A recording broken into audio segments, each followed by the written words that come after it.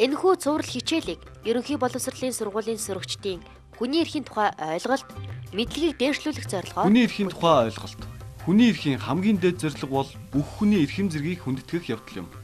Хүний эрх, хүн төрөлхтний нийтлэг хэл. Хүний эрх, бүх нийтийн үүрэг хариуцлага. Хүний эрхийн тухай ярилцъя. 6 дугаар хэсэг. Ялгуурлан гадуурхалтаас ангид байх эрх. Ялгуурлан гадуурхалтаас ангид байх эрхийн талаар нийслэлийн лаборатори 1-р сургуулийн 11-ийн Б ангийнхантай ярилцаж мөн тэдний энэ эрхийн талаарх мэдлэгийг хандах зорилгоор 4 асуулт бүхий тестийг бөглүүлж авсантай одоо бүгдээрээ танилцгаая. Тестийн 1-р асуулт. Аль ойлголт нь ялгуурлан гадуурхдахгүй байх эрхэд хамааралгүй вэ гэсэн асуултанд нийт асуулгад оролцогчид маань өөр өөрсдийнхөө үзэж янз бүрийн хариултыг сонгож байсан ч зөв хариулт нь бол Е хариулт буюу ажлын дадлага туршлага гэсэн хариулт байлаа. Харин тестийн 2 дугаар асуулт нь хог асах нь охтын хийх ёстой ажил гэсэн санаа нь ялгуурлан гадуурхалт мөн үү гэсэн асуултанд хүүхдүүд маань ерөнхийдөө үгүй гэсэн санааг дэмжиж байсан нь бидний дунд байдаг буруу ойлголтын нэг илрэл юм. Гэхдээ зөв нь бол охид хог асгах ёстой биш, хэрүү ингэж үзэж байгаа бол энэ бол ялгуурлал муу. 3 дугаар асуулт. Ахлах ангид суралцж байгаа хүүхдүүдийн тоон огтоос нэлээд бага байгаа нь хүүсээр ялгуурлан гадуурхсан явдал мөн үү гэсэн асуултанд харин хүүхдүүд маань нэг санаатай байлаа. Мэдээж энэ бол ялгуурлал биш учраас үгүй гэдэг хариултыг сонгох нь зөв юм аа. Хамгийн сүүлийн асуулт. Монгол Улсын үндсэн хууль нь ялгуурлан гадуурхдахгүй байх эрхийн тухай тусгагдсан уу гэсэн асуултанд нэгдсэн ойлголт байсангүй. Бас л янз бүрээр хариулсан юм. Харин зөв хариулт бол мэдээж Монгол Улсын үндсэн хуулинд энэ эрхийн талаар тусгагдсан байдаг учраас тийм гэсэн эхний хариултыг сонгох нь зөв юм аа. Ингээд одоо энэ эрх хөндөгдөж байгаа нэгэн тохиолдлыг авч үзье.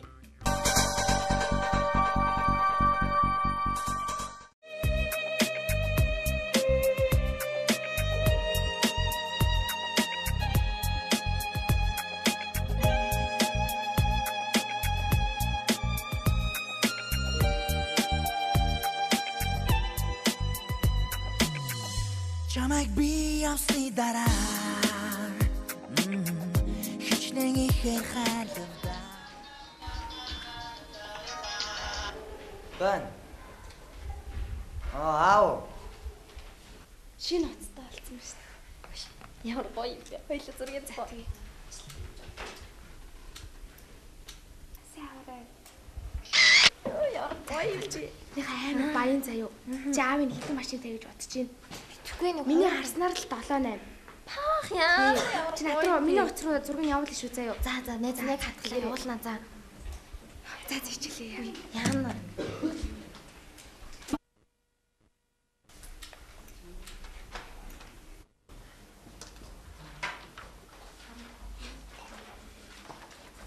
Хөөе чи яагаад ийш шөөдлөд байгаа юм бэ? Бас л ойлгоогүй манай сургууль заагаагүй гэх гээд байна уу юу? Тэгээд ширэн би чамд ганц гişээ заагаагүй шүү мэдөө.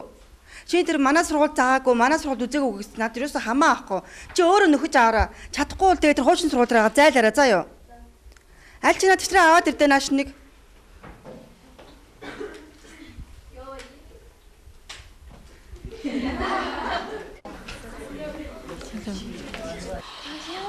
Заваа. Энэ стэмэр хямдхан баха тий. Энэ хэдийн готл юм бол стем мэдхгүй. Энэ хачаа амир хөдөөний хөөсөн мантуу ангийн хамагс нэр сур гутааж байгаа шүү дээ. Яг.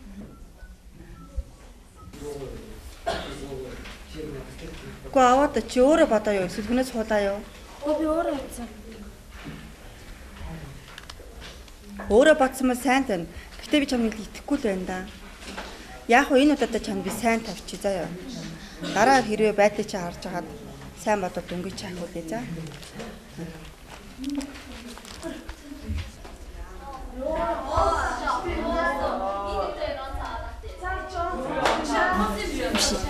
Чи яруу хөдөөних биш байхаа. Хөдөө бараг л хөдөө юм чинь. Хотын захын нэг ядуусын хүүхдүүдийн сургуулиас ирсэн юм. За бараг л тийм дээ тий. Хоёлын нэг яаж хийж хагаад сургуулиас явуулах арга бодох уу? Яг үү.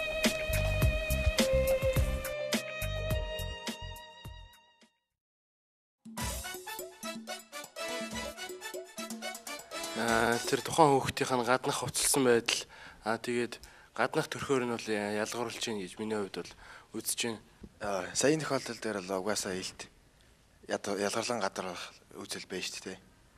Багшийн хувьд одоо жишээ анги дээр нэг хүүхэд уцаар ярьж байхад тэрийг ямар ч эсэргүүцээгүй мөртлөө зүгээр нэг жоохон сунаахан үйлдэл хийхэд жишээ нь гар зайл ч юм уу нэг тиймэрхүү хөгийн яриа хэрглэж байгаа чинь аюу онцгүй шүү дээ. Чи өмнөөс бодсноо би ч юмд итгэхгүй нэгсэн чи юу гэсэн юм бэ те? Энд чинь өөрөө бодож болно өстэй. Тийм заавал тийм асуудлыг тавих шаардлагагүй. Шинээр ирсэн хүүхдүүдийг ингээд ер нь босоод ангийнхаа хүүхдүүд бас ингээд жоо ялгуурлах гэдэг шүү дээ. Шашин шүтлэг, нас хүйс, яс үндэс, арьс өмг, үндэсний буюу нийгмийн гарал, эд хөрөнгийн байдал, төрсөн буюу бусад байдалд үндэслэн ялах нь ялгуурлан гадуурхалт мөн. Хүмүүс нь яга ялгаатай байдаг юм бол тэгээ энэ ялгааг хүлээн зөвшөөрөх ёстой юу? Хүн болгон ч өөрсдийн гэсэн ялгаатай байгаа шүү дээ. Жишээ нь тэгэл хоёр өөр тийм хүмүүс ихт арьс өнгөөр ялгаатай байгаа. Хүн болгон бие биентэйг адилхан үзэл бодолтой байх шаардлагагүй. Тийм болохоор хүн болгон өөрөөсөө гэсэн ялгаа байгаа тэрийг хүлээн зөвшөөрж авах хэрэгтэй гэж боддог. Манай ангид бол солонгос охин байдаг. Тэгээ бид нар бол ямар ч юм ялгуурлан үзлэх тийм юм байхгүй. Үндэснэрээ ялгаатай мэн тий? Тий, үндэснэрээ ялгаатай.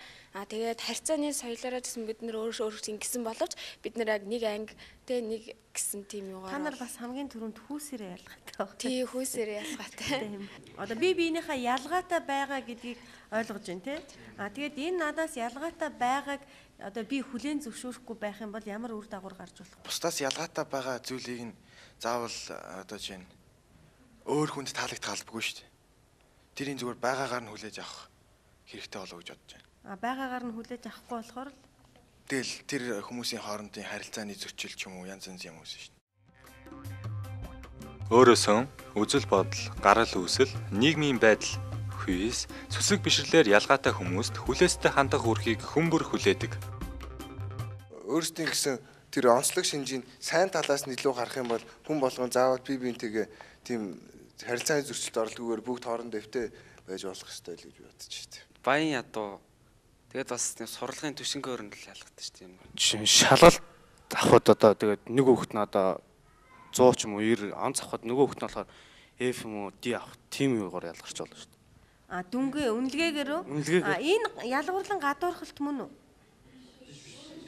Энэ ингэж байгаа байхгүй нөгөө нэг хүүхдүүд чинь за тэр багшийн бодож байгаагаар бол муу одоо тэр сурлагатай хүүхд гэж тэр хүүхдийг дүнсэн хүүхдээ одоо тэр хүүхд нэг гайгүй дүнтэй шалгалт өгч ирж тээ. Тэр чинь нэг өөрөө хийсэн үг гэдэг чинь ялгуурлан гадуурхалт болж байгаа байхгүй. За тэр нь ялгуурлан гадуурхалт болж болно тий. Хачаа амир хөдөөний хөөсөн мантуу ангийн хамагс нэр зур гутааж байгаа шүү дээ. Яг.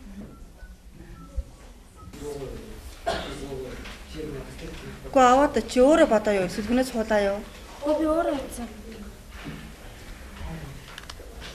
Өөрөө бодсон мөн сайн тань. Гэтэ би чамд итгэхгүй л байна да. Яг уу энэ удаатай чамд би сайн тавьчих заяа. Дараа хэрвээ байдлыг чи харж хагаад сайн бодоод дүнгийн чи ахуулъя за. Охтуудын донд ялангуяа хувцлалт гэсэн айгүй ялгуурлан гадуурх гардаг. Охтууд чинь ингээд гайгүй хувцтай айгүй тийм модны хувц өмсөх гэсэн бодолтой болохоор хин нэгэн охин өмсчгээр айгүй тэрэнд атаархаад тэгээд тэр охин тий сая гарсан шүү дээ тий. Тэр охин гэхэд одоо зүгээр хувц өмссөн байхаж хөдөөний гэж албаар доромжилж тэгэж ялгуурлан гадуурхаж ирсэн. Ялгуурлан гадуурхах үзэл гэдэг бол яг хүний тэр үзэлтэй амар холбоотой гэж боддог. Тэгээд тэр дундаас мэдээж нийгэмд амар одоо сөрөг одоо дотроо одоо зөвхөн өөрийгөө хичээс үзэлтэй хүн бол тэгэл өөрөө аяндаа тэр мэдээж ичлэгдээд ялгуурлан гадуурхаж л таараа гэж боддог. Ялгуурлалт нь хүний эрхийн зөрчил мөн. Хүмүүсийн юу нь ялгуурлалд өртөөд байна уу гэдэг дээр бүгдээрээ дахиад нэг нэмээд үзье. За сурлага гэсэн тий өшөө гадаад үзэмж гэсэн өөр юу ялгуурлагдаад ялгуурлан гадуурхагдаад байгаа зүйл нь бүх юм нь одоо тэр хүний хөрөнгө ч юм уу баян хоосны одоо ялгаанаас нь хөрөнгө ч нэ. Одоо нэг жишээ нь ингээд нэг анги хамт олон дээр аваад үзлээ гэхэд одоо ангаараа нэг ингээд үзэл санаатай ингээд хамт олноороо ингээд нэгдмэл байхад нэг хүүхэд одоо чинь шал эсрэгээр зөрөөд байхад мэдээж хэрэг ивэл бас өөр байдалтай тий. Тэгэхээр тэр өөр бодож байгаа хүүхдийг гадуурхах ёстой юу? Анги хамт олноосоо зөрлөө тий гэж буруутгах ёстой юу? хүмүүс хүнийг ялгуурлан гадуурхахдаа яг өөрийнхөө үзэл бодлоор хүлээж авдаг. Одоо жишээ нь хүүхэд айл хөр дээрээ муу байж байгаад биологи дээрээ сайн байж болно шүү дээ. Тэгэхэд тэр айл хөрийн багш яг тэр хүүхдийг муу гэсэн зөвхөн өөрийнхөө хичээл дээр муу гэдгээр нь тэр хүүхдийг муу гэдээ ойлгочдөг. Тэгээд одоо тэр хүүхд зөвхөн тэрний хичээл дээр муу гэж бодлоо. Гэхдээ тэр багш тэр хүүхдийг одоо энэ муу гэдгээр нь бусдад одоо нөгөө нэг хүн дээр очиод энэ муу гэж тэр хүнийг муулаад явах юм бол тэр бас тэр хүүхдийн юунд нөлөөлөх. Юунд нөлөөлөх вэ? Нийгэмд эзэлж байгаа тэр байр суурьд нь. Байр суурь, нэр хүнд, нэр төрд нь нөлөөлөв. Тэгвэл тэр ялгуурлаж байгаагийн хэлбэр нь юугаар илэрдэг юм? Илэрж байгаа нь яагаад энэ хүнийг одоо тэрүүгээр нь ялгуурлаж байна да, энүүгээр нь ялгуурлаж байна да гэж та нар үзээд байна? Багш тэр хүүхдэд айгу тийм муухай хүндэтгэлгүй харьцаж байгаа зү. Юугаар нь хүндэтгэлгүй гэж хэлж байна? Амар хил амаар дарамжлал. Үг нь байна уу? Тий, үгээр айгу дамжиж байгаа. Үг байна уу? Үг хэллэг байна, тийм үү? Үг хэллэг байна. Нөгөө нэг ангийнх нь хоёр охины хувьд одоо жишээ нь ингээл гутал руу заагаал тий. Үүд хөдлөл байна, тийм үү? Одоо жишээлбэл би нэг тийм ингээл чихэр ангидаа таргалаа гэж бодоход ингээл хүүхдүүд яг ижил тараагаал явжснаа ганцаа одоо энэ хүүхдэд би дург байлаа гэхэд хөхгүй ч юм уу тий. Яг ялгуурлан гэдэг чи одоо гол нь тэр л үстэй ялгуурлан гадуурхан гэдэг чинь. Тэгээ өөрийнхөө дургуун үнстэй хүнтэй харьцахтай хүн ер нь дуугаа хүнгийг өргөсгöd харин дуртай антай болохоор айгуу дойлгонсон тийм тааламжтай тий зөөлхөн тийм аясаар хэлдэг. За баярлалаа. Тэгэхээр одоо дараагийн асуудал энэ ангид дотор юм уу ийм байж байна тий. Гэтэл жишээлх юм бол юу гэдгийг улс үндэсний хэмжээнд энэ ялгуурлан гадуурхалт байх уу? Дэлхийн нийтээр бол ер нь их 70-80-аад онд арсны өнгөөр ялгарладаг байсан. Тэр нь болохоор амар том ялгуурлан гадуурхалтын хэмжээ. Тэр нь болохоор одоо ингээд хар хүмүүс нэг автобус цагаан арстай үнтэй явж болдгоо ч гэдэм үү те. Ер нь тиймэрхүү янзаар илэрдэг байсан. Цагаан арстай хүмүүс хоёр хуваагддаг байсан үсэл бодлороо. Нэг нь болохоор хар хүмүүсийг хүн гэдэг утгаар нь хүлээж зөвшөөрдөг. Харин нөгөөдөөс нь болохоор эднэр хүн биш хамгийн доод арстан гэж. Ялгуурлан гадуурхалтыг хуулиар хоригддог. Хүний эрхийн түгээмэл тунхаглалаас шашин шүтлэхээр нь ялгуурлан гадуурхдаг. Жишээ нь Израиль, Палестин хоёр бол маш олон жил одоо дайдж шүү дээ. Ус талын хүмүүс одоо шинэ жоохон өөр айлхтаа ярьдаг байлгээд тэрүүгээр нь одоо шинэ ялгарлал тоглоом шоглоом хийх ч юм уу те. Монгол оронд бол яг нутаг усаар нь юм уу тийм угсаа гарлаар нь гадуурхах тийм үйл явдал бол айгүй их байдаг. Ялгуурлан гадуурхалтын хор уршиг юу? Ялгуурлуулж байгаа хүн хоёр одоо зан аршин гаргаж болох байх. Нэг нь болохоор ингээд бүр л ялгуурлуулаад ингээд сул дорой байгаад нөгөөх нь болохоор ингээд эсэргүүцэх эрхмээгээ илтгэхээр тийм хариу хүчрхийлсэн байдал. Хүчрхийлэл төрүүлэх бодлоо та тий. Ялгуурлан гадуурхалтыг өөгшүүлэх нь өш хонцон мөргөлдөөн тэмцэлд хүргэх аюултай. Ялгуурлан гадуурх үзүүлэлт дээр би энэ үзэл ерөөсөө байдаг гэж боддог. Одоо чинь зөвхөн нэг хүнд ганцхан тэр хүн талаас ирэх байх биш те. Яг одоо сонгогдох хэрэгтэй бол боловсрал эзэмших эрх ч юм уу те. Ялгарлагдахгүй эрх гэдэг чинь хүн болгон дээр л яригддаг зүйлс шүү дээ. Тийм учраас бүх эрхүүд хоорондоо холбоотой гэж тайлах гээд байна. Чи тэгж хэлэх гээд байна уу? Би тэгж хэлэх гээд байна. Хоёулаа тэгж хэлэх гээд байна. Тэг би ч гэсэн санал нэг байна. Энэ юуг харуулдаг байгаа юм гэхээр бид нар ганцхан энэ эрхийг л ярина гээл яриад ээж болохгүй байгаа үстэй. Өөрөө ирэхгүй л тэр лөө орчод байна те. Эрхүүд бол хуваагдшгүй.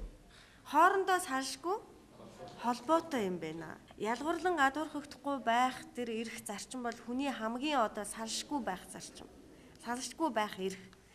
Хүний өөрийнх нь хүн болж төрсэн эрхэм зэрэгтэй нь холбоотой эрх. Ялгуурлан гадуурхагдаж юусоо болохгүй гэд ингээд баримт бичгүүдэд заагаад өгсөн байдаг. Өөрөөр хэлбэл энэ эрхийг үндэсний болон олон улсын бүх баримт бичгүүдээр баталгаажуулаад хамгаалсан байдаг. Үндсэн хууль байна те. Хүний эрхийн түгээмэл тунхаглал байна. Хүүхдийн эрхийн конвенц байна. Хүүхдийн эрхийг хамгаалах тухай Монгол улсын хууль байна гэх мэтчлэн.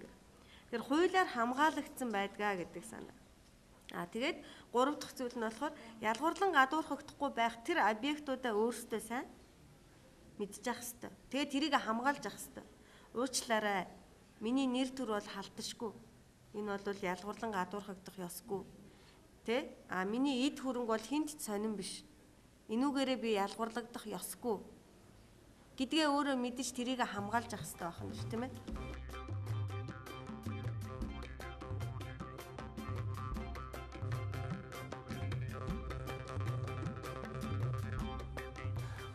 Тэр тухайн хүүхдийнх нь гаднах уцалсан байдал тэгээд гаднах төрхөөр нь бол ялгуурлаж гин гэж миний хувьд бол үзэж байна. Октоодын дунд ялангуяа хувцлалт гэсэн айгүй ялуурлан гадуурх гардаг. Тэгээ октод чинь ингээд гайгүй хувцтай айгүй тийм модны хувц өмсөх гэсэн бодолтой болохоор хин нэгэн охин өмсчихээр айгүй тэрэнд атаархаад тэгээ тэр охин тий сая гарсан шүү дээ тий. Тэр охин гэхэд одоо зүгээр хувц өмссөн байхаж хөдөөний мөдөөний гэж албаар доромжилж тэгэж ялуурлан гадуурхаж ирсэн. Чи өмнөөсөө бодсноо би ч юмд итгэхгүй гэсэн чи юу гэсэн юм бэ тий? Энд чинь өөрөө бодож болно өстэй. Тийм заавал тийм асуудлыг тавих шаардлагагүй. Бусдаас ялгаатай байгаа зүйлийг нь заавал одоо чинь өөр хүнд таалагдах албагүй шүү дээ. Тэрийн зүгээр байгаагаар нь хүлээж авах хэрэгтэй болов гэж бодож байна. Байгаагаар нь хүлээж авахгүй болохоор тэгэл тэр хүмүүсийн хоорондын харилцааны зөрчил ч юм уу янз янз юм uuсан шүү дээ. Хүн болгон ч өөрсдийн гэсэн ялгаатай байгаа шүү дээ. Жишээ нь тэгэл хоёр өөр тийм хүмүүс ихтэй арьс өнгөөр ялгаатай байгаа. Хүн болгоо бие биентэйг адилхан үзэл бодолтой байх шаардлагагүй. Тийм болохоор хүн болгоо өөрөөсөө гэсэн ялгаа байгаа тэрийг хүлээн зөвшөөрж авах хэрэгтэй гэж боддог. Хүмүүс хүнийг ялгуурлан гадуурхахдаа яг өөрийнхөө үзэл бодлоор хүлээж авдаг. Тийм учраас бүх эрхүүд хоорондоо холбоотой гэж тайлах гээд байна. Чи тэгж хэлэх гээд байна уу? Би тэгж хэлэх гээд байна. Хоёлаа тийшлэх гээд байна. Тэг би ч гэсэн санал нэг байна. Энэ юуг харуулад байгаа юм гэхээр бид нар ганцхан энэ эрхийг л ярина гээл яриад ээж болохгүй байгаа үстэй. Өөрөө ирэхгүй л тэр лөө орчод байна те. Эрхүүд бол хуваагдшгүй. Хоорондоо салшгүй холбоотой юм байна. Хүний үндсэн эрх, хувь хүний нэр төр, үнцэн болон эрэгтэй эмэгтэйчүүдийн эрх тэгш, түүнчлэн том жижиг улс үндэстнүүдийн эрх адил тэгш гэдэгт итгэх итгэлийг дахин нотлох. Нэгдсэн үндэсний байгууллагын дүрмээс